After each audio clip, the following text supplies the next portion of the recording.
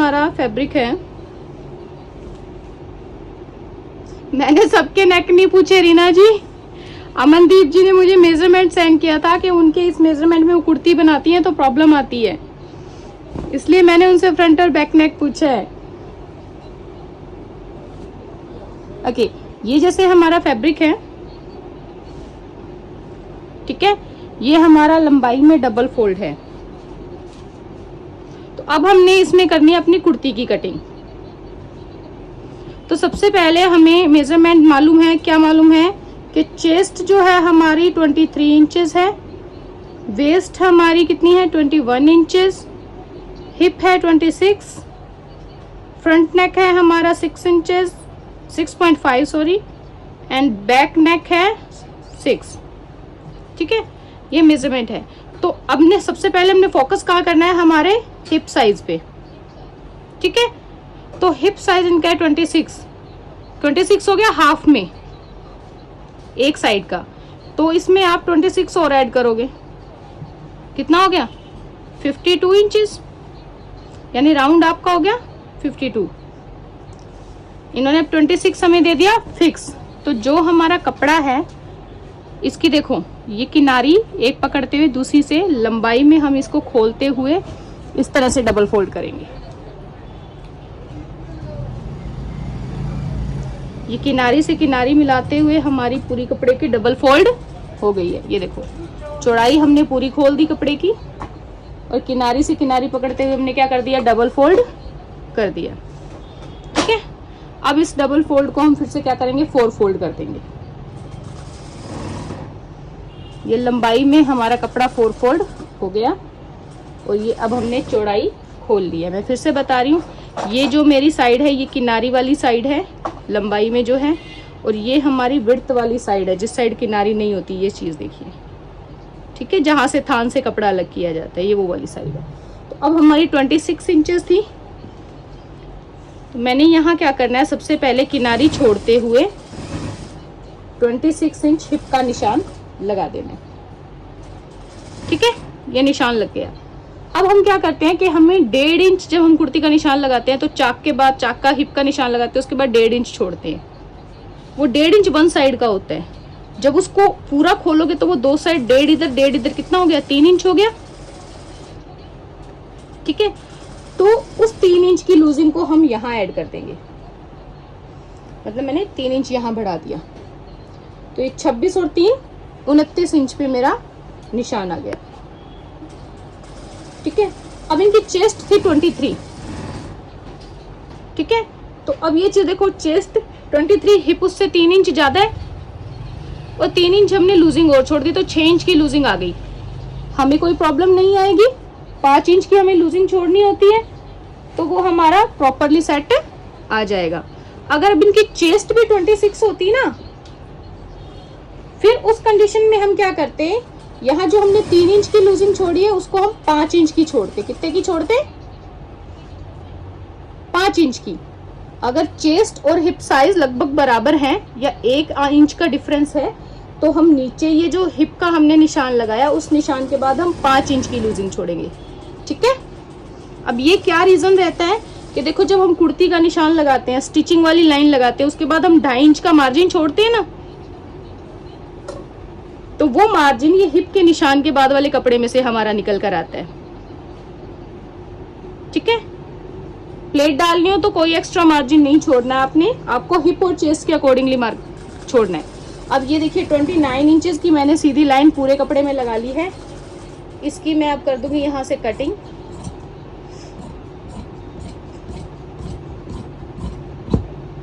अब मेरा कपड़ा 2 हिस्सों में कट गया है, एक की चौड़ाई ज्यादा है, एक की चौड़ाई कम है। ये जो कम चौड़ाई वाला है, ये कपड़े में से हम क्या करेंगे, हमारी स्लीव्स निकालेंगे, और ये जो ज्यादा चौड़ाई वाला है, ये जितनी हमें अपनी कुर्ती की मेजरमेंट की हिप के अकॉर्डिंग चौड़ाई थी उतनी का कपड़ा हमारा कट के निकल गया है। अब आप इसको खोलोगे तो अब देखोगे कि कपड़े की लंबाई तो हमारी पूरी है, लेकिन चौड़ाई हमने कटिंग करके कम कर ली है जितनी हमें रिक्वायर्ड है। अब इसको हम इस तरह से फोल्ड करेंगे लंबाई में। ठीक है, ये हमारे फोल्डिंग होगी, किनारे से किनारे की तरफ करते हुए ये कपड़े की विड्थ थी, चौड़ाई, जिसमें से हमने कपड़ा निकाल लिया जो है, और ये हमारी लंबाई है। तो ये एक साइड किनार रह जाएगी कपड़े की, एक साइड कटिंग करने की वजह से किनार ख़त्म हो गई है। अब इसको हमने डबल फोल्ड कर लिया इस तरह से। पूरी जितना हमारा कपड़ा लंबाई में है उस पूरे को हम डबल फोल्ड कर लेंगे।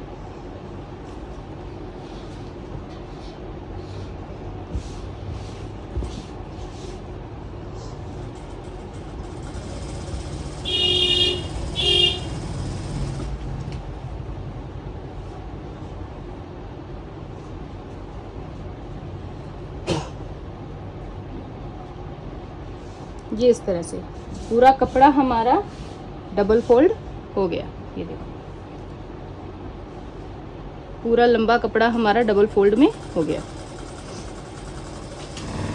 ये कितने मीटर कपड़ा आ रही है? ये मेरे पास 2.25 मीटर कपड़ा है, क्योंकि कुर्ती की लंबाई कम है। अगर यही 45, 46, 44 की लंबाई होती है तो कपड़ा 2.5 मीटर होता है कुर्ती का। अब ये पूरा 2.25 मीटर लंबा कपड़ा है, जिसको 29 इंच की चौड़ाई में मैंने कटिंग करके डबल फोल्ड कर लिया है।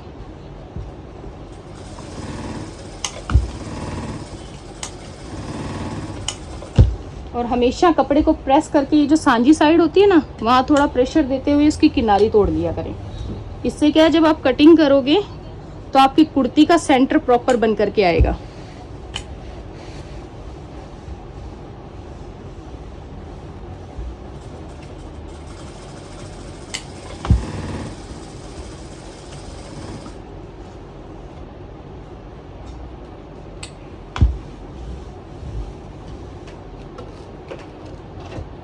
ये हो गया। अब इसको हमने क्या करना है, देखो ये कपड़े को पकड़ते हुए ये इस तरह से ऊपर मिलाते हुए ये डबल फोल्ड हो जाएगा। देखो हो गया। पहले हमने चौड़ाई में इस तरह से पकड़ते हुए किनारे से किनारे मिलाते हुए एक फोल्ड किया पूरे लंबे कपड़े को। अब उस लंबाई को हमने डबल करते हुए ऊपर नीचे रखते हुए ये कपड़े की फोल्डिंग कर ली है। अब ये देखिए, इस तरफ से एक सांझी साइड और दूसरी सांझी साइड जो मेरी तरफ आएगी, और मेरे अपोजिट साइड में एक ओपनिंग, 2 ओपनिंग, 3 और 4, चारों ओपन पल्ले। ठीक है।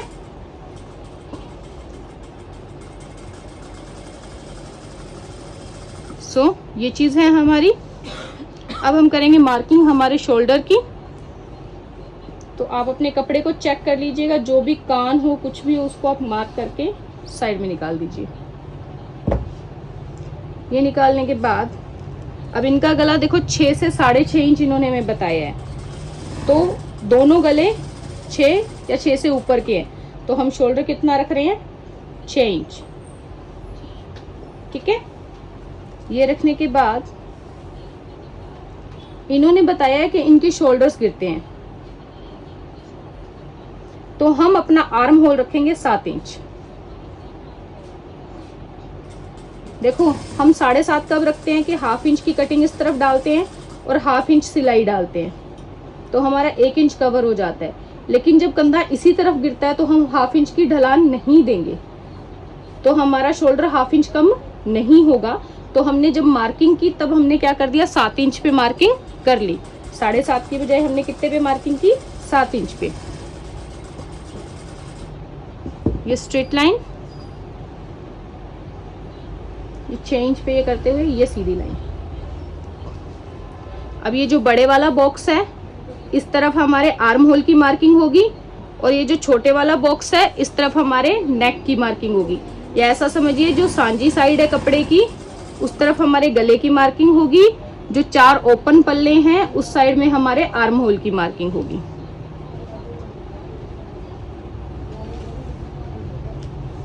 इसके बाद हम मार्क करेंगे। देखिए यहाँ से, अमन जी आपकी अपर चेस्ट कितनी है? सबसे पहले 3 इंच पे निशान, क्यों? ऊपर वाली अपर चेस्ट, ये चेस्ट की मार्किंग। इसके बाद 8 इंच पे कमर का निशान, क्योंकि इनकी चेस्ट और हिप दोनों हैवी हैं तो हम कमर का निशान 8 इंच पे देंगे। अमन का मैसेज आया कि 22 इनकी अपर चेस्ट है, ठीक है। उसके बाद 15 इंच पे हम एक मार्किंग करेंगे।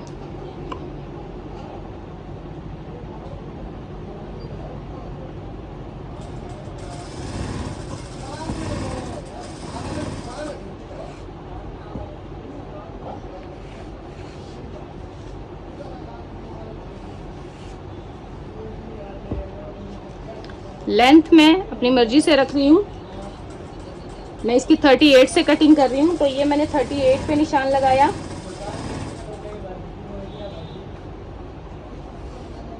अब इसके नीचे का जो कपड़ा है वो तुरपाई के लिए फोल्डिंग में काम आएगा, ठीक है। अब हम करेंगे मार्किंग स्टार्ट। इन्होंने बोला कि 22 है, 22 का हाफ कितना हो गया हमारे पास, 11 इंचेस, ठीक है।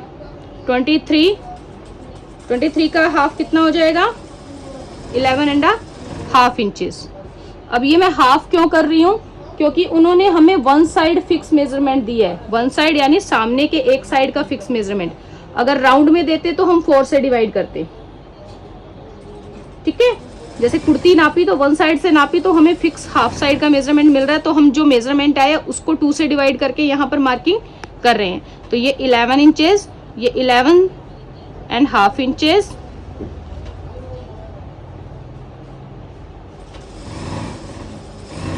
हैवी जब मेजरमेंट होता है ना चेस्ट का गुरमीत जी, तो अपर चेस्ट 3 इंच पे आता है। अगर चेस्ट बहुत ज्यादा हैवी नहीं है, नॉर्मल है, तो आप 2.5 इंच पे अपर चेस्ट की मार्किंग कीजिए। अब इनका 21 जो है वेस्ट मार्जिन है, तो हम यहाँ 21 लगाएंगे। 21 का हाफ हो गया 10.5 इंच, तो ये 10.5 इंच पे हमने मार्किंग कर दी, ठीक है। इसके बाद 26 इंचेस है, तो 26 का हाफ हो गया 13, ये 13 इंचेस पे हमने मार्क कर दिया। तो ये अब हमारे चारों जो है स्टिचिंग के मार्क्स आ गए। इन निशानों पे हमने सिलाई करनी है, तो अब हम इन निशानों को मिलाएंगे।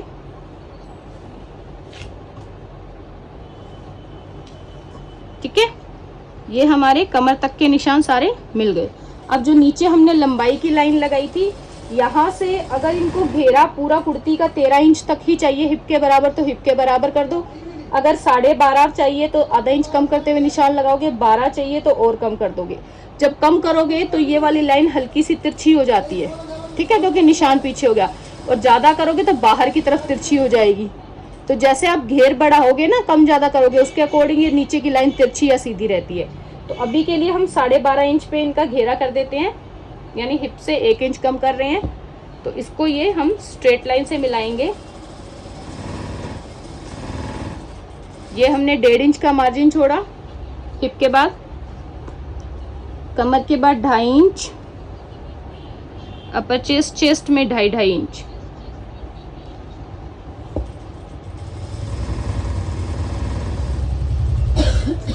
ये हमारी मार्किंग कंप्लीट हुई। अब हमने यहां से आर्म होल से ये चीज हमने क्या करनी है, 2.5 इंच पे मार्किंग, ठीक है।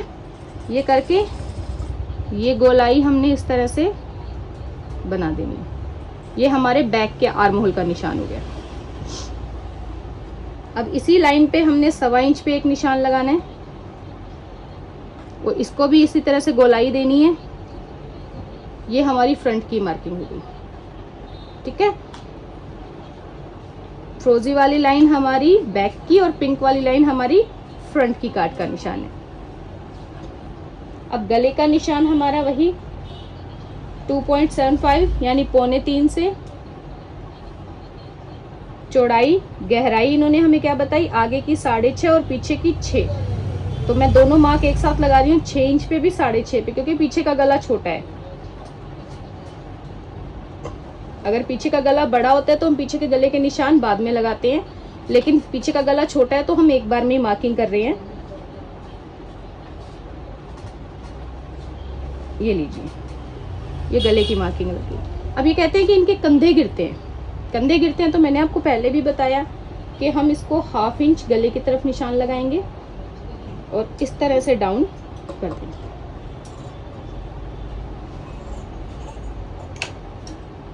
यहाँ तक क्लियर है?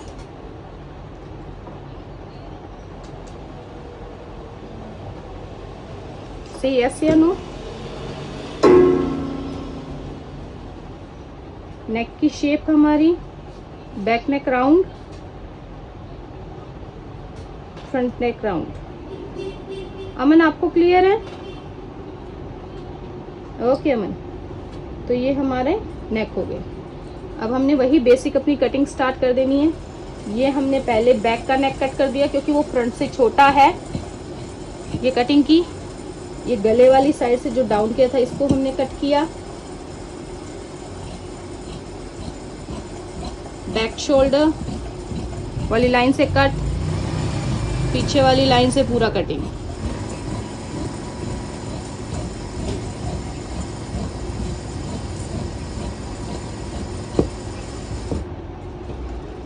मुझे अभी किसी ने क्वेश्चन पूछा कि अगर प्लेट डालनी हो कुर्ती में, देखो प्लेट डालनी हो तो हम एक्स्ट्रा मार्जिन नहीं लेते हैं। जब हम हिप बढ़ाते हैं तो देखिए कमर के सेक्शन में कितना ज्यादा हमारे पास मार्जिन पड़ा है, ठीक है। तो जब प्लेट डालते हैं तो यहाँ पर हमें 1 इंच बढ़ाना होगा प्लेट के लिए, और फिर हम 2.5 इंच ऑटोमेटिकली आगे बढ़ जाएंगे, तो हमें लूजिंग डालने की जरूरत नहीं पड़ेगी, ठीक है। तो हम फिर से रिपीट करते हैं। देखिए हमने 6 इंच शोल्डर का निशान लगाया, 7 इंच हमने क्या किया, आर्म होल का निशान लगाया। मैंने आपको रीजन बताया था कि चार्ट में हमने 7.5 बताया हुआ है, लेकिन यहाँ हम 7 क्यों लगा रहे हैं, क्योंकि हम शोल्डर जो है गले की तरफ डाउन कर रहे हैं, ठीक है। अगर हम शोल्डर की तरफ डाउन करते तो हम 7.5 ही करते। अब अगर आप इसको नाप के देखोगे तो ये आपका 7 इंच प्रॉपर रहेगा, प्रॉपर 7 इंच है। आधा इंच सिलाई में देने के बाद आपके पास 6.5 इंच तैयार शोल्डर रह जाएगा आर्म होल। यहाँ से आपकी जो है गोलाई नापी जाएगी तो आपको 9.5 आर्म होल परफेक्टली फिट आएगा। और कुछ लोग कह रहे थे कि बाजू में झोल आता है, देखो जब आप सिलाई लगाते हो तो इतना आपका मार्जिन दब जाता है, ठीक है, ये दब जाता है। तो आप क्या करोगे, जब भी आप कुर्ती पे सिलाई लगाने से पहले अपने फ्रंट को रखते हुए इस तरह से गोल नापोगे कि आपका आर्म होल कितना आ रहा है।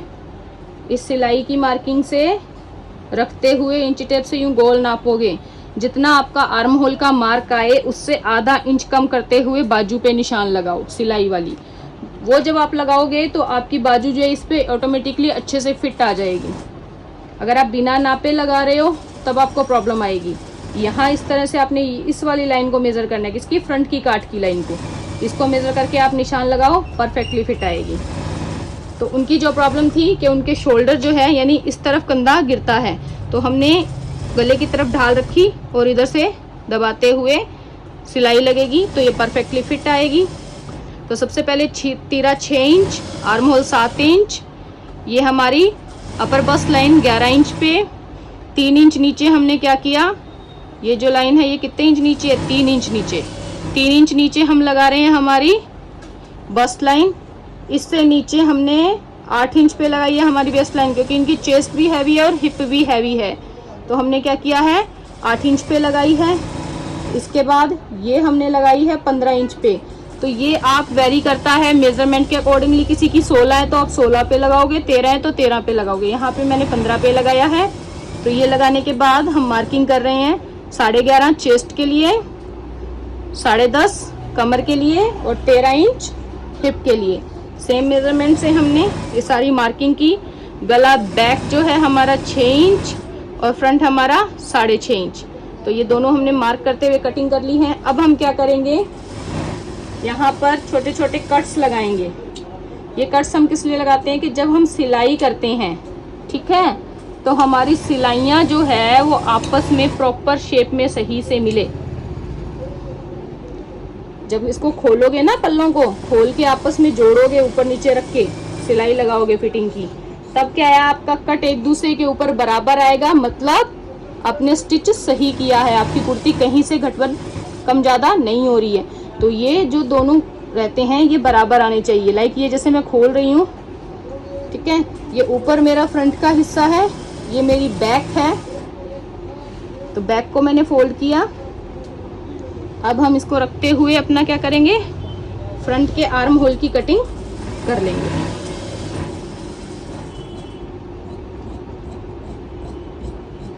ये हमारी फ्रंट के आर्म होल की कटिंग हो गई, ठीक है। अब ये हमारा फ्रंट है, ये हमारा बैक है। जब इनको खोल के आपस में सिलाई लगाओगे इस तरह से,